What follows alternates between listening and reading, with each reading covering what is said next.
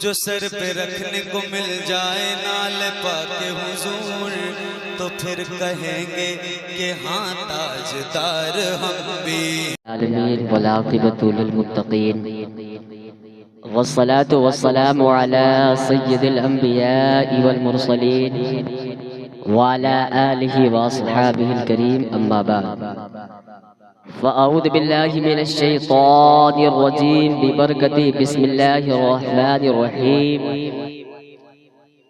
يا أيها الذين آمنوا اتقوا الله وكونوا مع الصادقين صدق الله العظيم وبلغنا رسوله النبي الأمين المتين الكريم ونحن على ذلك لمن الشاهدين والشاكرين والحمد لله رب العالمين.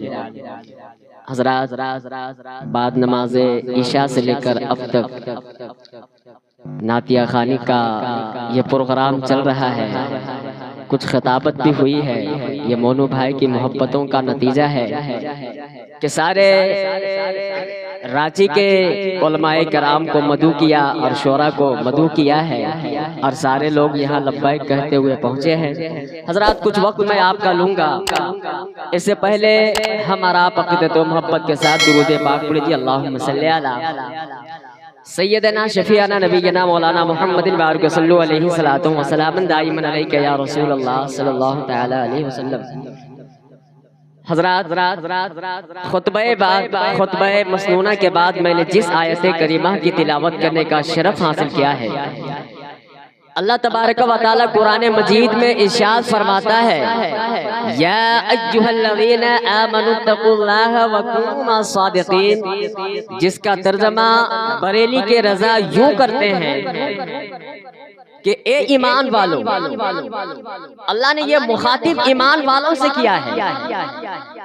کوئی یہودی یا نصرانہ یا اور کوئی دوسرے قوم سے اللہ نہیں کہہ رہا ہے. اللہ نے لفظ آمنو کا استعمال ایمان والوں سے کیا. یہ ایمان ہے کیا چیز؟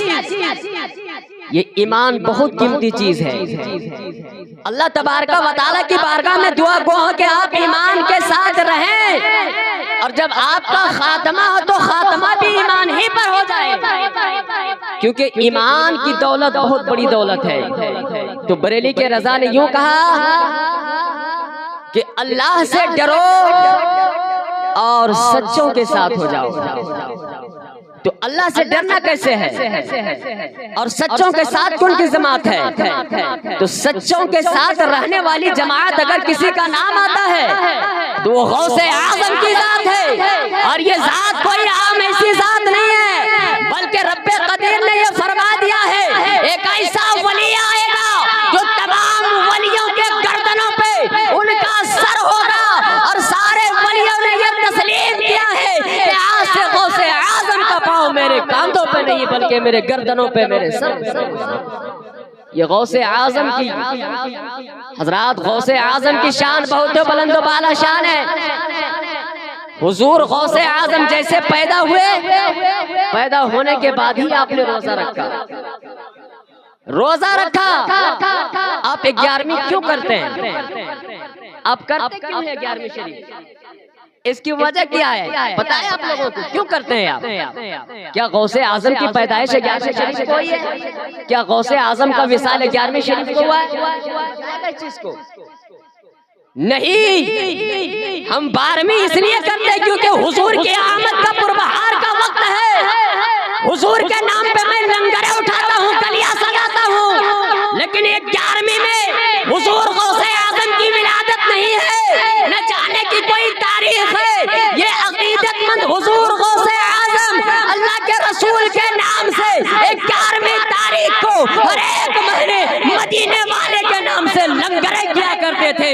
تو اسی سنیوں کا عقیدہ ہے کہ آج غوث اعظم کے نام سے ان کے چاہنے والے 11ویں کے نام سے.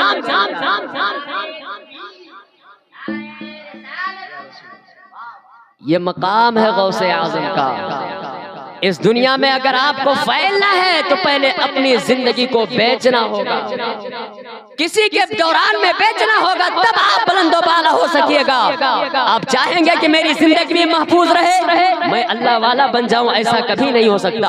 आज जब मैं चंद मारूज़ात हुजूर गौसे आज़म रज़ी अल्लाह ताला अन्हु की बारगाह में लेकर के चलता हूँ। हुजूर गौसे आज़म रज़ी अल्लाह ताला अन्हु बच्चों के बीच में खेल रहे हैं। चंद बच्चों का ग्रोह है, एक नौजवान एक बुजुर्ग आते हैं। बुजुर्ग जैसे आते हैं तो वो बच्चे हुजूर गौसे आज़म का खेलने का अंदाज भी निराला था। आप कैसे खेला करते थे? आप जब बच्चों के गिरोह में रहा करते थे तो हुजूर गौसे आज़म ला इलाहा इल्लल्लाह कहा करते थे, दूसरे बच्चे मुहम्मदुर रसूलुल्लाह कहा करते थे। उतने में एक बुजुर्ग आ जाते हैं। बुजुर्ग ने सलाम किया है, बुजुर्ग ने सलाम किया है। गौसे आज़म के साथ जितने भी साथी थे सारे बच्चों ने सलाम का जवाब दिया है, लेकिन गौसे आज़म है तो एक बार सलाम नहीं दिया बल्कि 2 मरतबा सलाम का जवाब दिया। बुजुर्ग ने पूछा, बच्चे मुझे मामला समझ में नहीं आता है, बच्चे तो सारे हैं, मैंने सलाम जब 1 मरतबा किया है तो आपने जवाब क्यों दिया है 2 मरतबा?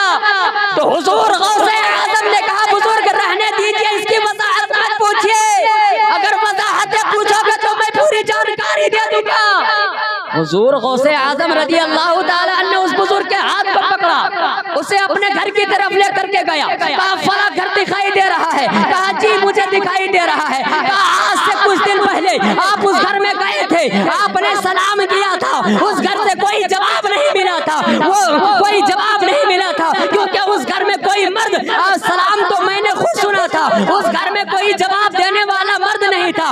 मेरी माँ थी, मैं माँ के पेट में था, मैं माँ के शिकम में था, तो मैं जवाब इसलिए नहीं दिया क्योंकि मेरी माँ को तकल्लुफ न हो जाए, मेरी माँ को कोई तकल्लुफ न हो जाए। तो ये एक जवाब आज का मैंने देकर के कर्ज को उतार दिया है, और एक जवाब उस दिन का है जब आपने सदियों पहले जाकर के मेरे घर में सलाम किया, मैंने दूसरा जवाब देके कर्जा उतारा है।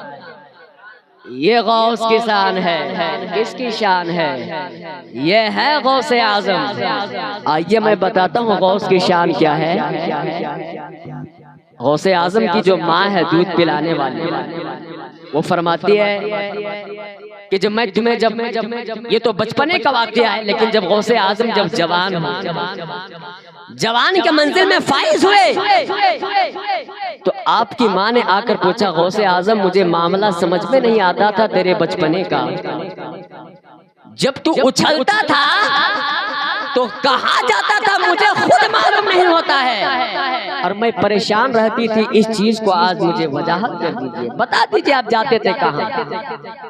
हुजूर गौसे आज़म इरशाद फरमाते, मेरी माँ मैं कहीं और नहीं जाता था, बल्कि जब मुझे जरूरत होती थी मैं आसमान में चांद के अंदर चला, सूरज के अंदर चला जाता था।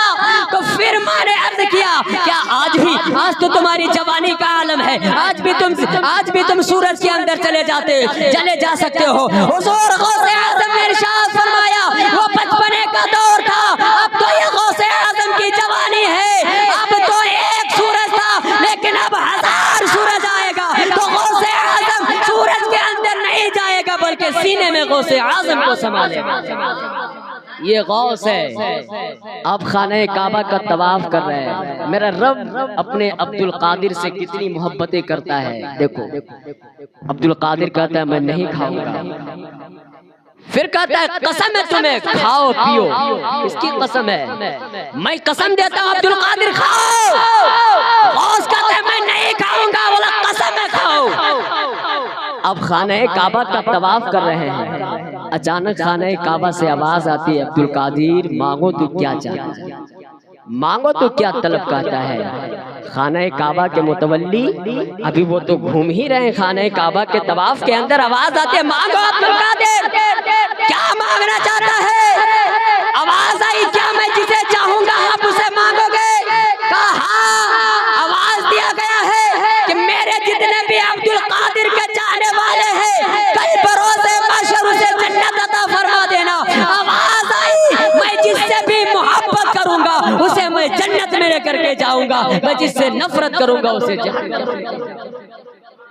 ये अब्दुल कादिर, तो अब्दुल कादिर से मोहब्बत कीजिए। कैसी मोहब्बत करना चाहिए? जैसे अल्लाह ने अब्दुल कादिर से मोहब्बत किया है।